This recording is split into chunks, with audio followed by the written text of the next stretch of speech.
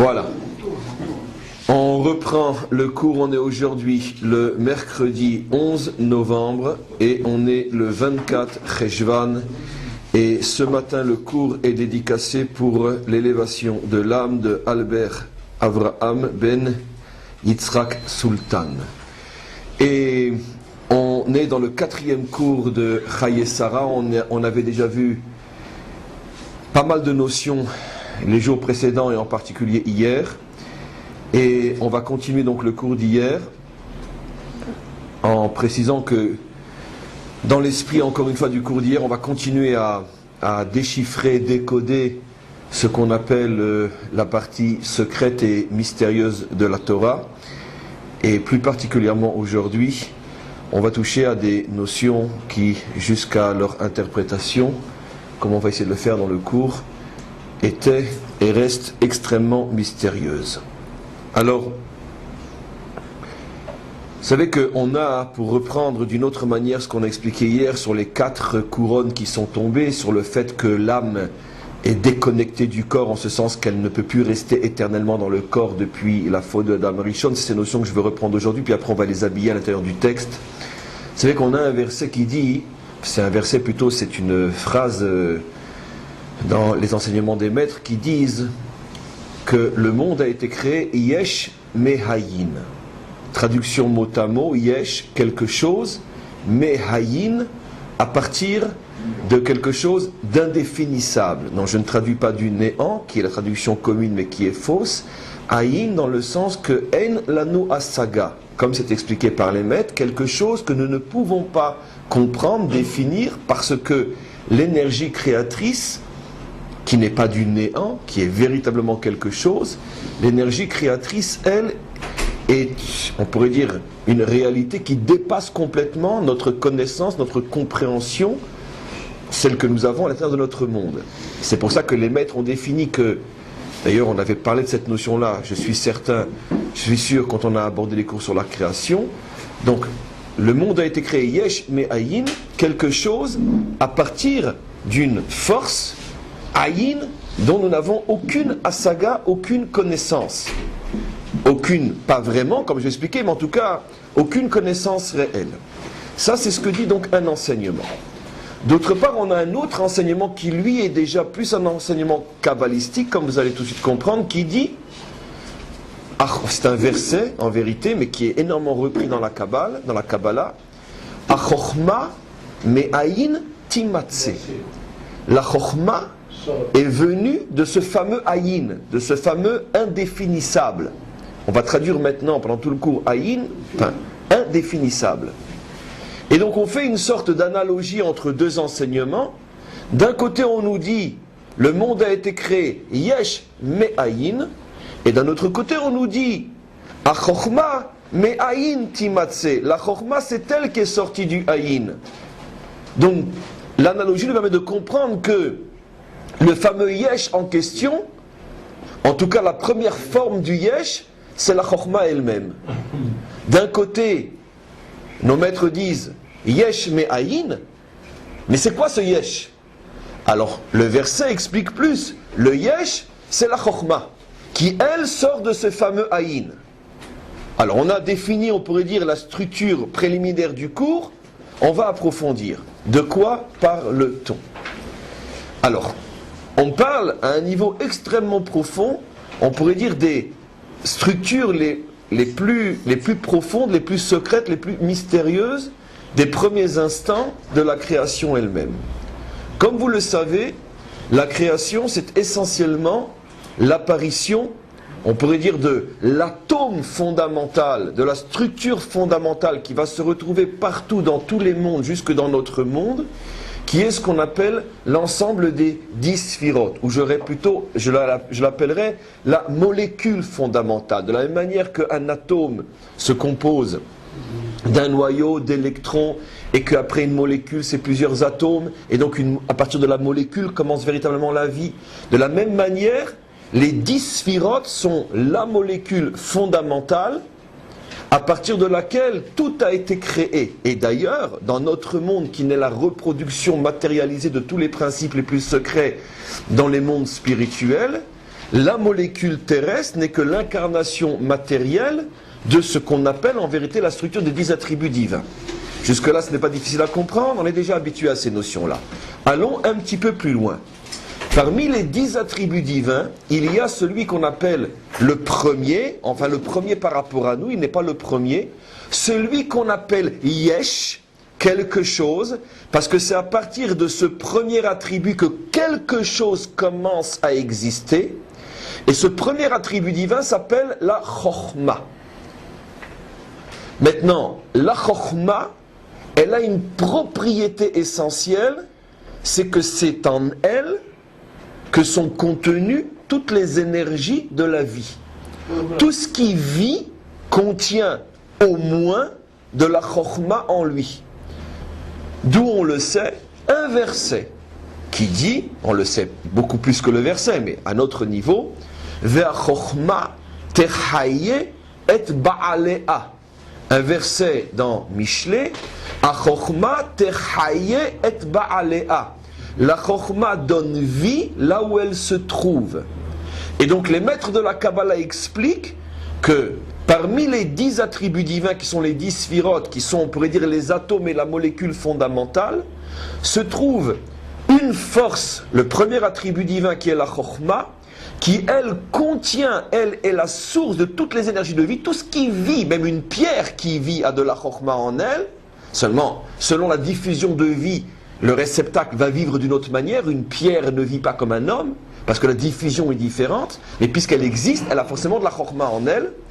Et donc cette Chokhma est la source de diffusion de la vie, et cette source de diffusion après va descendre dans les autres attributs divins, dans les 9 autres, et selon la manière dont cette source va répandre son énergie dans les 9 autres, le réceptacle qui va contenir cette vie va apparaître de manière différente, ce qui va faire la différence entre un minéral, un végétal, de l'animal ou de l'humain. Ce sont différentes diffusions de la Chokhma en eux. D'où sait-on aussi que c'est la Chokhma qui diffuse la vie, parce que le mot Chacham, qui veut dire en hébreu sage, mais qui fait allusion à la fonction de cette Chokhma, le mot Chacham, c'est la même valeur numérique que Chaim, que la vie. Valeur numérique 68, on reverra cette valeur numérique qui est très importante. Donc, Chaim, la vie, Chacham, qui est la définition de la Chokhma. Donc la Chokhma donne la vie, comme il est dit, A Chokhma techaye et ba'alea. C'est intéressant de se rappeler que l'âme s'appelle aussi Chaim, Vayipar be'apav nishmat Chaim. Il a soufflé en lui une âme de vie. L'âme donne la vie. Mais maintenant, puisqu'on est déjà de grands Mekoubalim, on va expliquer mieux que signifie que l'âme donne la vie, parce que l'âme possède la structure de la Chokhma, et la Chokhma, Chacham, c'est Chaim, c'est la vie, et c'est la Chokhma qui diffuse la vie. Maintenant, on a expliqué que l'âme, à l'intérieur du corps, a essentiellement 4 niveaux. C'est-à-dire, le niveau le plus haut, j'ai dit à l'intérieur du corps, l'âme a 4 niveaux. Le niveau le plus haut, la Haya, qui donne toutes les énergies de la croyance, de la foi, de l'idéal. La Neshama, qui donne toutes les énergies de l'intelligence. Le Ruach, qui donne toute l'énergie des sentiments. Et le Nefesh, qui donne toutes les énergies de l'action. Chacun de ces 4 niveaux a nécessairement sa propre Chokhma, c'est-à-dire donc, puisqu'on parle l'énergie de vie de la foi, l'énergie de vie de l'intelligence, l'énergie de vie des sentiments, l'énergie de vie de l'action, l'énergie de vie, c'est la Chokhma qui se trouve dans chacun des 4 niveaux. Vous voyez, ce sont des notions extrêmement élevées qu'on essaye de faire descendre d'une manière extrêmement claire. Il n'y a rien d'affolant, c'est très simple. D'accord ? Maintenant, ça c'est la Chokhma. Maintenant, que veut dire le verset ? A Chokhma me'ayin timatse. La Chokhma elle-même provient du Ayin. Le Ayin, disent les maîtres de la Kabbalah, fait allusion au Keter, la fameuse couronne dont on parle depuis maintenant 2 jours et 3 jours aujourd'hui. La couronne est elle-même la source de la Chokhma. La Chokhma s'appelle Yesh, début du cours, Yesh me'ayin, A Chokhma me'ayin timatse. Et donc, juste avant la Chokhma, il y a le Keter. Et quel est le rôle précis du Keter? Je vais expliquer. Le rôle précis du Keter est une sorte de boucle. D'ailleurs, en hébreu biblique, le mot Keter veut dire couronne, mais veut dire aussi une boucle. Et c'est d'après cette traduction qui est la plus exacte que je vais expliquer aujourd'hui. Le Keter est une boucle, c'est-à-dire que la fonction du Keter est de connecter la Chokhma, ou l'âme qui possède la Chokhma, au corps. Comme vous voulez attacher deux choses qui sont par essence séparées, vous mettez une boucle. Et la boucle permet le chibour, le lien. Si vous débouclez, ça lâche. Et donc, comment avait été conçu, maintenant je vais parler que de l'homme, mais c'est vrai dans tous les aspects de la création, comment avait été conçu, théoriquement, puisque ça n'a pas duré longtemps, comment avait été conçu l'homme avant la faute? Il était en possession de ces 4 ktarim et de ces 4 chokhma. C'est-à-dire chaque niveau de son âme, à chaque niveau de son âme, la chokhma possédait la boucle qui la connectait au corps. C'est-à-dire les 4 chokhma, la chokhma de la chaya, la chokhma de la neshama, la chokhma du rouar et la chokhma du nefesh étaient bouclées. En ce sens que il y avait donc un lien, on pourrait dire, extrêmement fort entre l'âme et le corps, l'âme étant essentiellement la chokhma, le corps, on sait ce que c'est, et qu'est-ce qui permettait de faire le lien entre l'âme et le corps? La boucle qui est le Keter. Et donc avant la faute, l'homme était éternel, puisque la mort est venue après. Après la délivrance, l'homme sera éternel, puisque tout le monde va être rebouclé. C'est-à-dire qu'on va tous récupérer notre Keter, et donc l'âme va se reboucler par l'intérieur du Keter au corps. Et donc plus rien ne va mourir, plus rien ne va pourrir, parce que la boucle qui est le Keter va permettre à l'énergie de vie de toujours rester connectée au réceptacle qui est le monde. Qu'est-ce qu'a procuré la faute? La faute a cassé les boucles, c'est les fameux Kiryat Harba, là où est mort Sarah. La faute a cassé, on peut même l'imaginer avec les yeux, comme un ciseau qui a coupé les 4 boucles qui permettaient la connexion entre le corps et l'âme. Et maintenant, l'âme est toujours dans le corps, mais elle est débouclée, en ce sens qu'elle peut facilement quitter le corps. Et je vous ai expliqué, d'après les principes de la Kabbalah, de la manière la plus simple possible, le mystère de la mort. Et en quoi la mort est liée à la faute. Parce que nous sommes aujourd'hui sans les 4 boucles de... Voilà. Maintenant, rappelez-vous une chose extraordinaire, vous allez voir comment le génie, la merveille infinie de notre langue sacrée. Rappelez-vous que la valeur numérique qui représente le Keter, c'est 100. La boucle a pour valeur numérique 100. Les 100 ans de Sarah. Rappelez-vous que la Chokhma, ainsi que la Bina, mais la Chokhma est toujours représentée par le chiffre 10. C'est pour ça qu'elle a vécu 120 Keter, Chokhma, Bina. Regardez maintenant comment s'écrit le mot mort, la mort. Met, même Tav. Tav a pour valeur numérique 400, même a pour valeur numérique 40.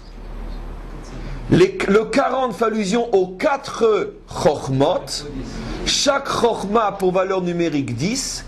Et le 400 fait allusion aux 4 boucles. Chaque boucle a pour valeur numérique 100.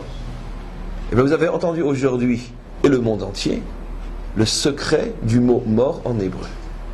Met signifie qu'il y a un problème au niveau des 4 Chokhma, les 4 sources de vie, valeur numérique 40, qui, avant la faute, étaient connectées au corps par les 4 couronnes 400 Tav, et aujourd'hui, il y a une coupure, une déconnexion qui fait que l'âme est dans le corps, mais qu'elle s'envole comme un oiseau. Voilà. Et comment qu'on retrouve dans le mot met, puisqu'on a le même et le tav, mais parce que aussi, le tav est après le même. Normalement, le tav devrait être avant le même, puisqu'on a expliqué que la chorma vient du keter. Pour bien nous montrer qu'il y a une cassure, il y a une brisure, il y a une inversion, le tav se trouve après le même. Comme pour dire que le même maintenant, il est déconnecté de sa source qui est le tav, il se retrouve seul, et c'est pour ça qu'il y a la mort, met. Et regardez la merveille. Quel est le premier homme sur lequel il dit dans la Torah qu'il n'est pas mort? Yaakov. Comment s'appelle Yaakov dans la Torah? Ish Tam. Il est Tam. Le Tav est avant le même. Ish Tam Yoshev Hohalim. C'est la semaine prochaine, on verra ce verset. Un homme Tam, traduction intègre, qui vit dans les tentes d'études. Tam, c'est le mot mort à l'endroit. Le Tav est avant le même. Et donc automatiquement, bien qu'on verra, j'explique aujourd'hui qu'est-ce que signifie que Yaakov n'est pas mort. Il n'est pas mort en ce sens que on est là pour montrer que son essence a survécu et traversé l'histoire. Il n'est pas mort en ce sens-là. Ce qu'il a produit est vivant jusqu'à aujourd'hui, à la différence des Byzantins, des Égyptiens, des Babyloniens qui ne sont plus là. Donc il n'est pas mort à travers nous. Mais pourquoi il est dit sur lui qu'il n'est pas mort? Parce qu'il s'appelle Ish Tam. Le Tav est avant le même. Et donc il a fait le tikkun de raccrocher la chorma au keter. On peut s'arrêter là, dire merci mon Dieu, merci de nous avoir fait juifs, ça suffit. Mais on va continuer. On continue. Comment? Pourquoi vous avez dit cette phrase que ça devrait être à l'envers? C'est à l'envers dans le mot met. Pourquoi justement c'est à l'endroit et que keter c'est le terre? Tav, 400. Met c'est même Tav. Un 40 et un 400. 40, 400. Maintenant, normalement, le keter est avant la chorma, donc ça devrait faire Tam. Tam, ça veut dire intègre. Ça, c'est la qualité de Yaakov. Mais quand on n'a plus la qualité de Yaakov, on est met. Tout est à l'envers. Et donc on est met, c'est-à-dire donc on se retrouve avec la chorma sans le keter qui précède. On n'est plus dans la situation de achorma mein timatse. Oui, une dernière question. Tam veut dire aussi fin. Non, tam ne veut pas dire fin. En hébreu moderne, pas en Lashon HaKodesh. On étudie la Torah. Et donc, tam veut dire quelque chose qui est entier, qui est parfait. En hébreu moderne, quand on termine quelque chose, on dit c'est tam. Mais c'est de l'hébreu moderne, c'est du français, c'est plus de Lashon HaKodesh. Maintenant, on reprend le texte. On a compris ces notions-là. On continue. Je vous ai donc réexpliqué maintenant comment on retrouve effectivement le problème au niveau de la chorma et au niveau des ktarim. Maintenant, on comprend pourquoi Sarah est morte, met des Kiryat Arba, parce que ça nous fait comprendre donc que tout le problème est que depuis la faute de Adam Rishon, les 4 chormot sont non plus de boucles, et l'homme, le corps étant débouclé, il perd son âme. Au bout d'un certain temps, l'âme s'en va. C'est ce qui s'est passé. Ah, on a expliqué hier que pourtant elle possédait au moins une boucle à la perfection, qui est, puisqu'elle a vécu 120 ans sans, on a expliqué que effectivement, chez Sarah, tant que l'âme était dans le corps, l'âme brillait à la perfection. Mais ce qui manquait à l'âme, c'est les boucles qui lui permettent de briller, non seulement à la perfection, mais pour l'éternité. Le pour l'éternité, elle ne l'avait pas. C'est compris? On continue. Maintenant, je vais vous expliquer une notion qui est considérée comme l'un des plus grands mystères de la Kabbalah, quelque chose qui est extrêmement scellé, codé, que je précise, qui est absolument interdit de prendre à la lettre. Ça fait partie des secrets que les maîtres d'Israël ont le plus codés et qu'il nous appartient à nous, dans notre génération, de décoder. Ils disent la chose suivante, dans le langage codé, qui n'a rien à voir avec la réalité que Dieu préserve, que tout de suite après la faute, l'homme s'est séparé de sa femme. On peut comprendre qu'il y a eu un problème entre eux, c'est ta faute, c'est ma faute, etc. Bon, peu importe. Il s'est séparé de sa femme. Il s'est séparé de sa femme pendant 130 ans, peu importe 130, on retrouvera un jour l'importance du 130, mais pas aujourd'hui. Pendant ces 130 ans, disent les maîtres dans leur langage hyper codé, sont venus ce qu'on appelle des esprits, des rouchot féminins, et ils se sont collés à Adam pour enfanter de lui des neshamot extrêmement particulières qui sont nées de ce qu'on appelle tipat kri. Kri, mot à mot, semence, dans le langage de la Torah, je vais très vite, par pudeur, quand un homme ensemence à l'intérieur de son épouse, ça s'appelle zera, si vous voulez c'est de la semence, on pourrait dire sainte, dans les deux sens. Quand un homme ensemence dans une femme qui n'est pas son épouse, ou pire encore, en dehors d'une femme, ça s'appelle kri. Kouf, resh, yud, c'est de la semence sur le plan biologique. Mais pour faire allusion au fait que cette semence n'a pas été utilisée, ce pourquoi elle a été créée, on l'appelle kri, qui est d'ailleurs un langage assez vulgaire, même en hébreu moderne cette fois-ci. Et donc, nos maîtres disent, dans leur langage codé, puisque ces rouchot, ces esprits féminins n'étaient pas véritablement la femme de Adam, toutes les neshamot, tous les enfants, appelez ça comme vous voulez, c'est pas vraiment des enfants, on va expliquer, mais toutes les neshamot qui ont été produites pendant ces 130 années de rapport, ont le statut de kri. Ça veut dire, ce ne sont pas de bonnes neshamot, comme de la semence perdue. C'est clair que c'est de la vie morte. C'est pour ça qu'on dit que celui qui sort sa semence pour rien, il est comme un assassin. Pourquoi? Parce que c'est un potentiel de vie qui aurait pu donner des enfants et tu l'as assassiné. Et donc, ce sont des neshamot, ces neshamot qui proviennent du cri, s'appellent des neshamot mortes. Et on va expliquer dans quelques instants ce que signifie. Et donc pendant 130 ans, Adam Arishon met au monde des neshamot mortes. Tipat kri. Et ces neshamot mortes vont après descendre dans des corps, explique le Hari Akadosh, et vont dans l'histoire devenir des créatures qui sont des créatures de mort. Ça veut dire des créatures qui ont la mort en elles et qui propagent la mort.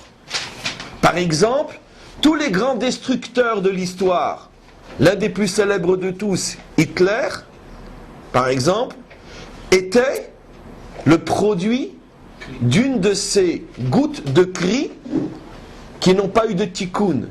Il avait la mort en lui et il l'a vomi sur le monde entier.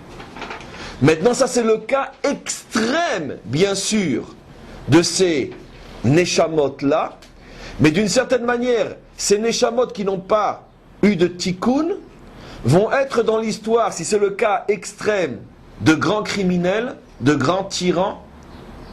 Si ça ne va pas jusque-là, ça va être des gens qui d'une certaine manière vivent dans le pessimisme, dans la tristesse, dans le désespoir. Je pourrais dire, en exagérant peut-être, que tous les grands dépressifs et tous les grands déprimés et tous les grands, on pourrait dire, désespérés du monde sont des résidus ou des incarnations de ces gouttes-là.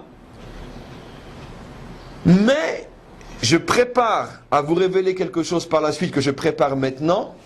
Malgré tout, ces âmes-là ont eu un tikkun, au moins en partie, et ce tikkun était extrêmement important car sans lui, le monde, c'est-à-dire donc ne pourra pas être réparé, la mort ne pourra pas disparaître. Puisque ces créatures sont l'incarnation même de la mort. Et donc tant que tu n'auras pas réparé ces gouttes, au moins en partie, tu ne pourras pas réparer la faute de Adam Arishon. Et donc ça va être le souci principal de ceux qui sont les premières réincarnations de Adam et Chava, Avram et Sarah, de réparer ces âmes afin de préparer le monde à la réparation de la faute de Adam Arishon et sortir le monde de la mort, comme on a vu hier, où Bila Amavet la Netzar, le monde disparaîtra de la mort. La mort disparaîtra du monde, pardon. Et donc, je décode maintenant à quoi font allusion les maîtres lorsqu'ils disent que pendant 130 ans, des esprits féminins ont enfanté des âmes de mort avec Adam Arishon. J'explique. Je viens de dire au début du cours que la faute a fait en sorte que toutes les âmes, c'est-à-dire la chokhma de chaque âme, a été débouclée du corps. Il faut comprendre, rappelez-vous que je vous ai expliqué il y a 2 semaines, qu'en vérité il existe 2 types d'âmes. Les âmes qui sont le produit de l'union entre Zahir et Nukva, ce que j'ai expliqué donc entre le Yesod et Malchut. Je vous ramène au cours sur Vayera, et non, les cours sur Chayesara, pardon, et les âmes, non, aussi sur Vayera avec Sdom, avec la naissance du Mashiach, et les âmes qui sont la naissance, qui naissent à partir de l'union entre Chokhma et Malchut, le père et la fille. Sachant que les Mekoubalim appellent la première sphira, la sphira de la vie, Chokhma, Chayim, Abba, Av, et ils appellent la Malchut Bat, la fille. Et donc il y a 2 types d'âmes qui sont créées. Les âmes, on pourrait dire, qui traversent l'histoire sans être les âmes de la délivrance, qui sont l'union de Yesod et Malchut. Les plus grandes de ces âmes seront, bien sûr comme on le sait, Yosef Hatzadik, qui n'est pas un libérateur, mais qui est l'âme qui permet au monde de traverser l'histoire, l'âme du juste. D'accord? Accrochez-vous à moi, on traverse l'histoire. Mais Yosef n'est pas un libérateur. Yosef, c'est celui qui amène le monde jusqu'à la libération, comme Aaron par rapport à Moshe. Aaron prépare le peuple juif à la délivrance, mais la délivrance va être faite par Moshe. De même, Yosef tient le Ham Israël jusqu'à la délivrance, où après il donne la relève à l'âme qui est le produit du père et de la fille. Chokhma Malchut, c'est l'âme du libérateur. Donc, automatiquement, puisqu'il y a 2 types d'âmes, au moment où Adam a fauté, il a abîmé ces 2 types d'âmes. Et je vous laisse deviner où la destruction a été la plus forte. Dans les âmes du type Yosef ou dans les âmes du type David?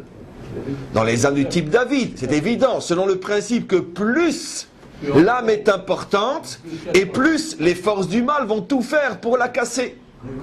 Et donc automatiquement, la faute a introduit dans le système des âmes des énergies destructives, comme des virus ou des microbes, qui se sont précipités pour détruire le plus possible les âmes qui pouvaient un jour les chasser eux, ces forces-là, qui sont bien sûr les âmes de la délivrance. Donc celles qui vont être, on pourrait dire, déchirées complètement, c'est précisément ces âmes de la délivrance. Un petit peu ce que j'ai expliqué par rapport à la conversion, comme une muraille qui tombe, les pierres qui étaient les plus hauts vont tomber les plus bas. Ce qui veut dire que un converti a probablement une âme qui au départ était plus haute que celle du juif qui est né de mère juive.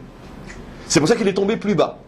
C'est exactement le même problème à partir du moment où les âmes qui sont toutes contenues à l'intérieur de Adam sont détruites.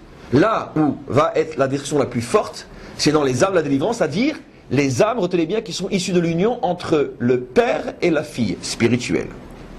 On retient. Alors maintenant, ça veut dire quoi? C'est à ça que font allusion dans le décodage les maîtres qui disent que pendant 130 ans, il a eu des rapports de cris avec des rouchotes. Ça veut dire que pendant 130 ans, il a produit des âmes complètement abîmées, qui normalement auraient dû être les âmes de la délivrance, mais qui ont chuté complètement dans les gouttes de semences sorties pas comme il faut.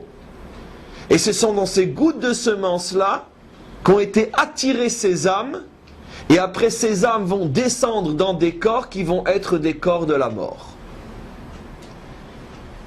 C'est-à-dire que maintenant, tout le travail que va devoir commencer Abraham et Sarah, c'est la récupération des âmes de la mort, c'est-à-dire reprendre la dimension délivrance et séparer la dimension délivrance du déchet qui est la goutte de cri, avec ce que ça incarne. Et c'est pour ça qu'on va assister à quelque chose de fou dans l'histoire. Je peux déjà vous dire par avance, et certains le savent déjà, que les âmes d'Israël, c'est un des plus fous et des plus incroyables secrets que nous révèle le maître de tous les maîtres, le Hari Akadosh, la véritable lumière de la délivrance dans notre monde. Le Hari Akadosh révèle que les âmes d'Israël sont ce que les pères sont arrivés à extraire de l'intériorité de cette impureté qui sont les gouttes de cri de Adam Arishon. Et je vais vous montrer comment le processus vient.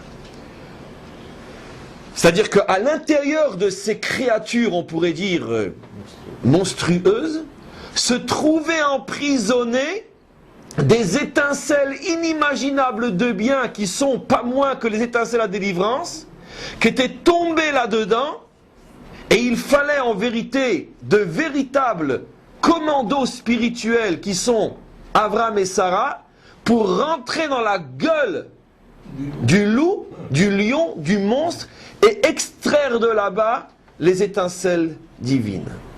Vous comprenez maintenant pourquoi le Talmud affirmera qu'en vérité la notion de converti n'existe pas. Tout Israël sont des convertis, affirme le Talmud dans Masechet Sanhedrin. Nous sommes tous des convertis, en ce sens que si la conversion c'est l'extraction d'une âme sainte de l'intérieur d'un endroit qui ne lui correspond pas, eh bien toutes les âmes d'Israël sont apparues par le biais de la conversion. Et c'est ce à quoi fait allusion la Torah lorsqu'elle dit « Tu ne mépriseras pas le converti car tu étais toi-même » mot à mot, un converti en Égypte, c'est le même mot qui est utilisé, ça veut dire d'où tu crois que ton âme elle vient, toi? Ton âme aussi vient des poubelles de l'histoire. Et peut-être pire encore, et certainement pire encore que se convertir. Qu'est-ce que tu fais le malin devant lui? Tu sais d'où tu viens, toi? Puisqu'au départ, il n'y avait que des âmes perdues qui ont été récupérées. Simplement que la récupération se fait en deux étapes. D'abord la première récupération qui va former le peuple juif, et après une deuxième récupération qui sont la récupération de ces âmes perdues qui continuent à venir. Donc maintenant, écoutez-moi bien. Je vais maintenant vous révéler le secret de Kiryat Arba. Regardez le mot Kiryat Arba. Bien sûr, c'est inimaginable. Kiryat Arba, verset 2. Vatamot Sarah Bekiryat Arba. Bekri Tav. Bekri Tav. À quoi fait allusion le Tav? Aux 4 couronnes qui sont tombées. À quoi fait allusion le cri? Le cri. Le cri fait allusion à ces étincelles des âmes de la délivrance qui sont tombées dans l'impureté pendant ces fameux 130 ans. Et donc la Torah nous révèle le secret de la mort de Sarah. Bekiryat, Kri Tav. C'est chaud, je crois, le Masgan. Bekri Tav. Et donc, non? Non, pas, okay. Pas non plus. Et donc, on retrouve le mot cri dans le mot kriya. Maintenant, regardez bien, plus encore. Le mot cri a pour valeur numérique yesh. Kri, kuf, resh, shin, yud, yesh. Or, je vous ai expliqué que qu'est-ce qui est appelé yesh? La chokhma. Et la chokhma est représentée dans ces 4 chutes par la lettre mem. Ce qui veut dire que le mot kriyat, c'est comme s'il faisait allusion encore une fois à la mort. Mais en tout cas, revenons sur le mot kri. Le mot kri fait allusion au yesh, qui est la chokhma. A chokhma, mais ayin timatse. Elle provient du ayin. Et qu'est-ce qui provient du ayin? Le yesh. Et maintenant vous allez comprendre un mystère. Je vous ai posé la question, qu'est-ce que c'est cette formulation bizarre qu'on va revoir ensemble? Regardez maintenant le verset 8.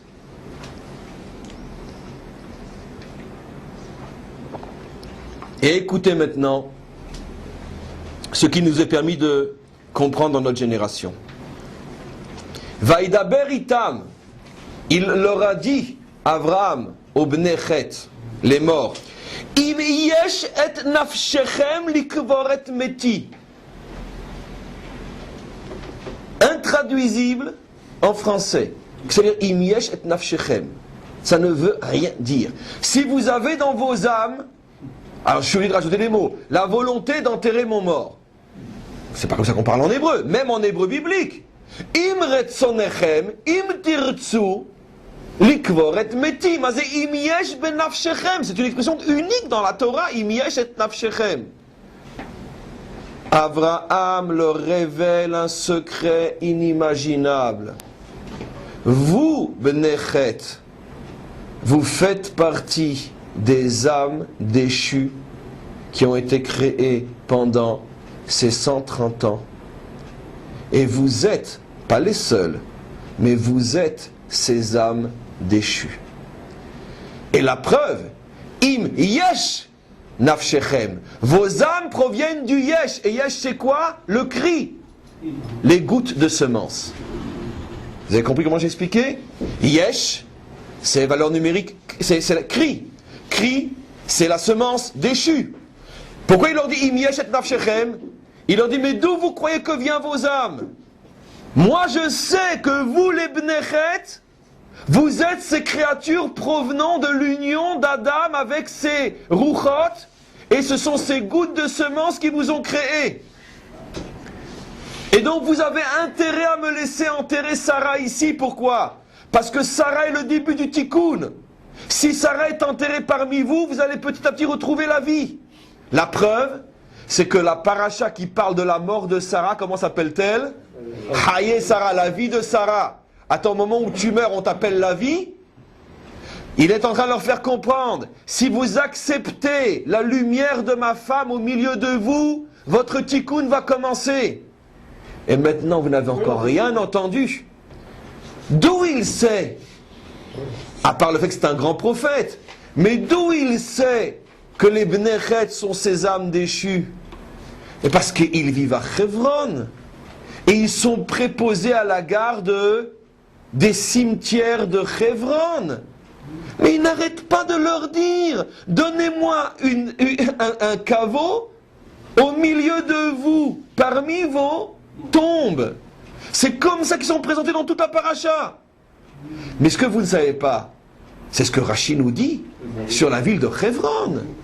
Rashi explique que Hebron était un endroit, avant d'être reconstruit et transformé par les pères, c'est Rashi dans la paracha des Meragélim, des explorateurs, il dit que Hebron était l'endroit où tous les cimetières de la région avaient été construits parce que c'était une terre inculte qui était remplie de pierres, et comme on pouvait rien faire pousser là-bas, tous les gens du sud avaient consacré Hebron à y mettre chaque ville son cimetière. C'était une région de cimetières. Et mais vous allez comprendre pourquoi il est parti s'installer à Hebron. Parce que quand il a vu qu'il n'y avait que des cimetières là-bas, et que donc c'est l'endroit de la mort, la preuve c'est que Adam Arishon le savait très bien, il s'est enterré là-bas. Et qu'il a vu les Bnechet. Il a vu un peuple dont toute la vocation c'est d'être les gardiens de la mort. Ils vivent avec les cimetières. Donnez-moi une part au milieu de vous. Donnez-moi une tombe au milieu de vous, dit-il. Vous qui êtes les âmes de la mort. J'ai envie de faire votre tikkun. Parce que de votre tikkun dépend la délivrance du monde. D'où avant... Non, ça c'est exagéré, c'est pas Chevra Kadisha. Non, non, c'est pas juste. C'est des gens qui vivaient aux abords du cimetière, qui vivaient avec la mort et qui vivaient de la mort. Et donc Abraham a repéré que ces âmes qui sont tellement proches de la mort et qui sont constamment en contact avec la mort, forcément, il y a un problème. Comment? Parce qu'ils ont leur libre arbitre. Est-ce que vous allez comprendre que vous êtes les âmes de la mort? Est-ce que vous allez accepter ce que je vous dis? Je veux faire votre tikkun. Je veux vous réparer, mais je ne vais pas vous imposer. Donc, im yesh, est-ce que vous allez comprendre que il leur révèle le secret de leur origine? Parce qu'il veut faire leur tikkun. Et maintenant, vous allez comprendre une chose extraordinaire.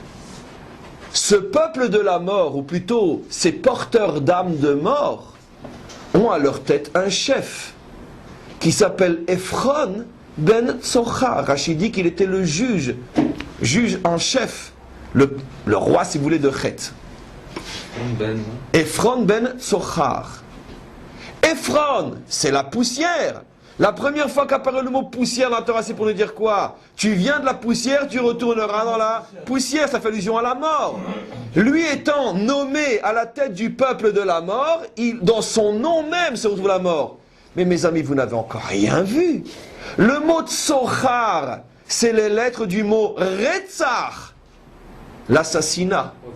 Rotseach. Il est la poussière, fils de l'assassinat. Fils de l'assassiné ou fils de l'assassineur. On peut conjuguer Rotseach de trois manières puisqu'il manque les voyelles. Assassin, etc. Donc il est le produit de la mort violente. Pourquoi il est le produit de la mort violente?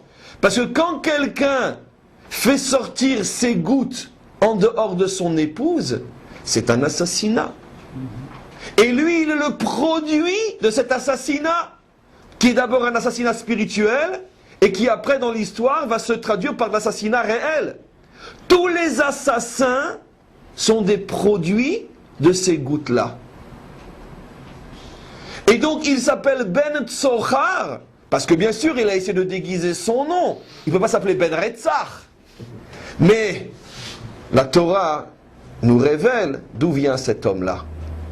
Le chef du peuple de la mort, qui vit dans les cimetières, ne peut être lui-même que l'incarnation la plus parfaite de ces gouttes de semences qui ont été assassinées. Et donc, c'est pour ça que c'est lui qui tient les 4 couronnes, 400.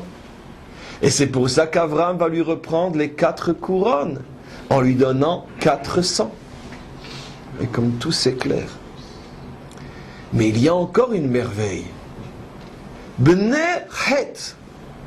Dans toute ce passage, il s'appelle les Bnei Het, les enfants de Het.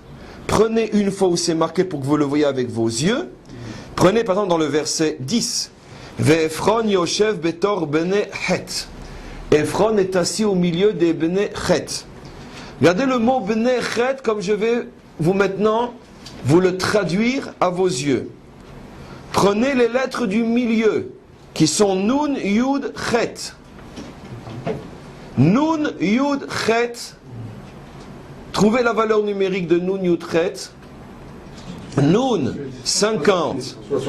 10, Yud. Chet, 68 est la valeur numérique de qui? Chacham, Chaim. Chacham, c'est la lumière du Père. Prenez les 2 lettres qui manquent à l'extérieur. Bet, Tav, Bat. Bat, c'est la fille, c'est la Malchut. Je recommence à voir votre tête, je suis étonné. Reprenez le texte. Bnei Het, c'est une expression qui est composée de 2 dimensions. La première et la dernière lettre, les lettres qui ferment et qui ouvrent, c'est Bat, la fille. La fille fait allusion à quelle sphira? La Malchut. À l'intérieur, vous avez Nun, Yud, Chet, Chacham, Chaim, le père. Le père et la fille, ça vous fait penser à quoi le père et la fille? À l'union qui permet la naissance des âmes de la délivrance.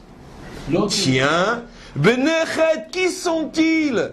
Ce sont ces âmes de la délivrance qui sont tombées en exil dans les gouttes de semences perdues. Et c'est écrit dans le mot Bnei Het, la fille à l'intérieur duquel rentre le père. Quand on s'unit, on rentre à l'intérieur d'eux. C'est pour ça que le mot Bat est écarté et le mot Chacham, qui est le père, est à l'intérieur. Même dans la forme de l'écriture, la Torah fait allusion à l'union entre un homme et une femme. Ici, c'est entre le père et la fille sur le plan spirituel. Elle s'ouvre pour qu'ils puissent rentrer. Seulement, regardez comment l'allusion au père est écrite. Nun Yud d'un côté, Chet de l'autre.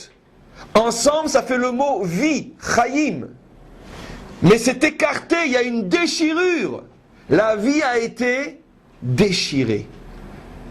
Puisque depuis la faute de Adam Rishon, il y a une déchirure à l'intérieur de la vie qui fait tout simplement allusion à la déchirure entre l'âme et le corps quand ils se quittent après 120 ans. Et donc dans le mot B'nei il y a une allusion à tous les cours qu'on donne depuis 3 jours, que la faute a déchiré la vie, elle a déchiré l'âme du corps, et l'incarnation terrestre de ce phénomène à l'époque d'Abraham était les Bnei Het. Et c'est pour ça qu'il s'est installé là-bas. Et c'est pour ça qu'il a voulu faire leur tikkun. Et c'est pour ça qu'il a enterré Sarah là-bas. Et c'est pour ça que la paracha s'appelle Chaye Sarah. Il a fait rentrer la vie au milieu de la mort. Mais maintenant, regardez ce que le Hari Akadosh nous dévoile. Le mauvais côté de ces gouttes de semence va donner tous les tueurs, tous les assassins, tous les despotes, tous les tyrans de l'histoire. Tsohar, Retzar, assassin. C'est toutes les âmes qu'il n'aura pas pu tikkuner. Ça c'est, si vous voulez, le déchet obligatoire dans toute chose depuis la faute de Adam Arishon. On ne peut rien manger qui ne va pas en partie aux toilettes. C'est impossible. Depuis la faute de Adam Arishon, le monde est créé sur le principe de la psolète.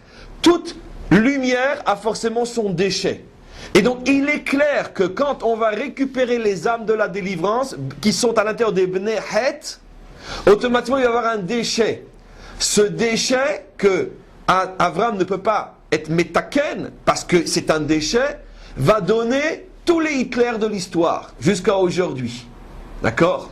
C'est, on pourrait dire, les détritus de ces gouttes de semences. Maintenant, à l'intérieur de ces gouttes de semences, il y a la lumière que Abraham est le premier récupéré. Et le Hari Akadosh nous dit que cette récupération va se faire en 3 étapes essentielles. Avant ce passage-là, qui n'est que la 2e récupération, avant la 3e qu'on va voir tout à l'heure, il y a déjà eu un début de récupération. Où, mes amis, étaient tombées ces âmes pour la première fois avec d'un côté le déchet et de l'autre côté la lumière et qu'il fallait séparer les deux? Où sont tombées ces âmes pour la première fois? À Sdom. Les habitants de Sdom étaient ces âmes de la mort.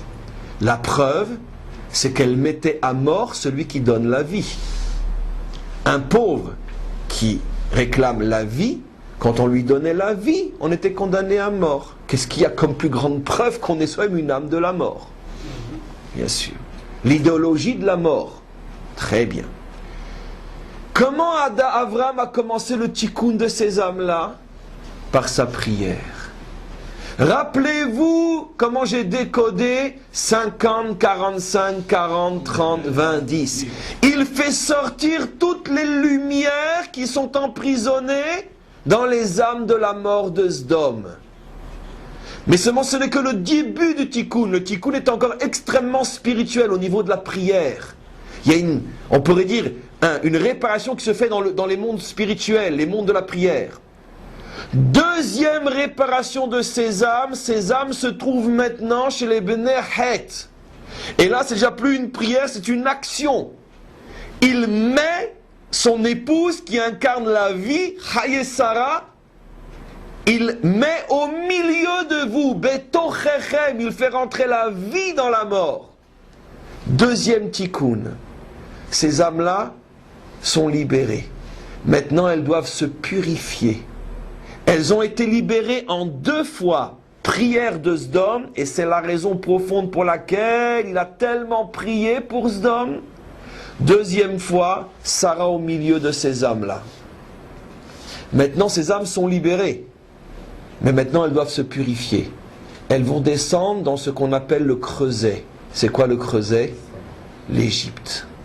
Le Hari Akadosh dit que pourquoi comparons l'Égypte à un creuset qui purifie l'or, un verset explicite dans Shemot, c'est parce qu'il restait encore quelques scories sur ces âmes-là, et elles sont descendues en Égypte pour être purifiées pendant 400 ans, et ressortir pur le peuple juif.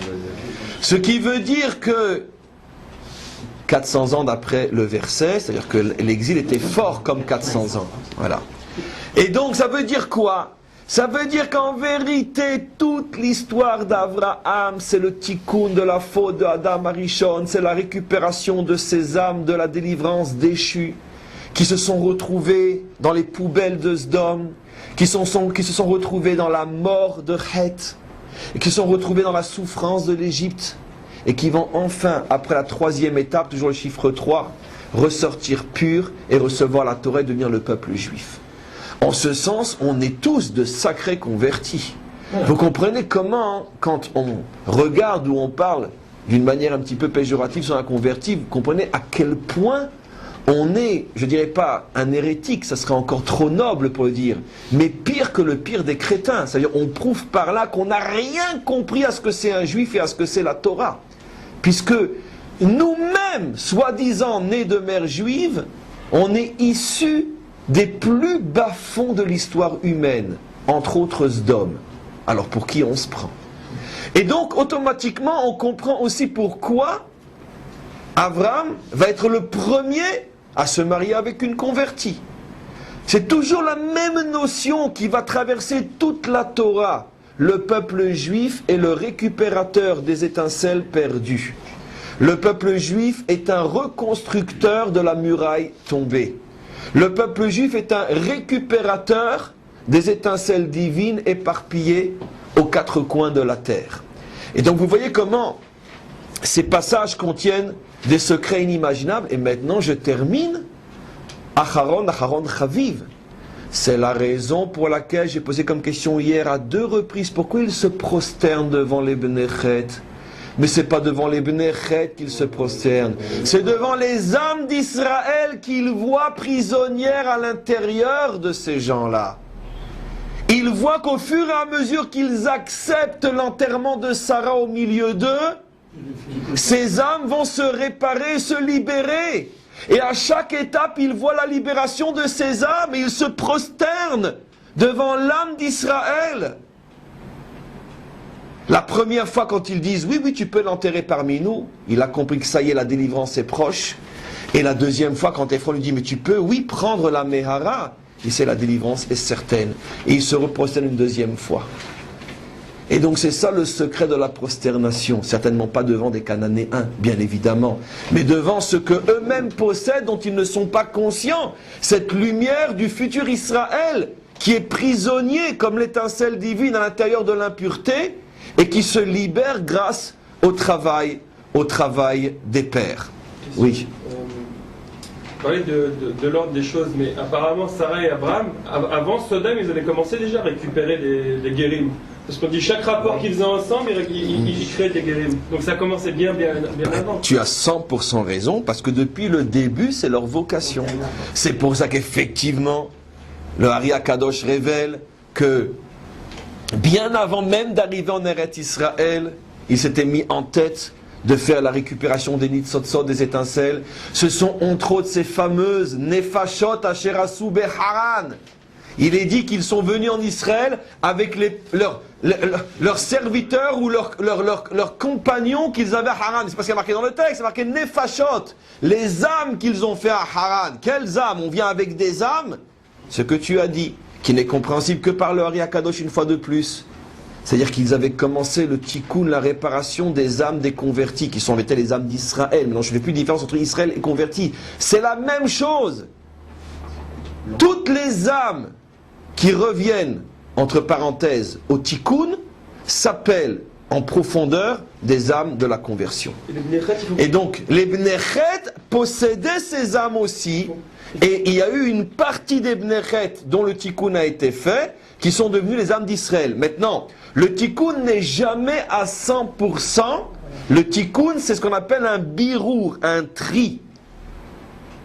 Ce n'est que dans la dernière étape, qui est ce qu'on appelle l'étape qui viendra avec et après la résurrection, que même les déchets d'aujourd'hui auront leur tikkun final. Mais pour l'instant, jusqu'à la résurrection, le tikkun, c'est de faire le tri. de reprendre le bon et de lâcher le mauvais. Parce que le monde maintenant c'est une situation de bon à l'intérieur du mauvais, bon prisonnier dans le mauvais.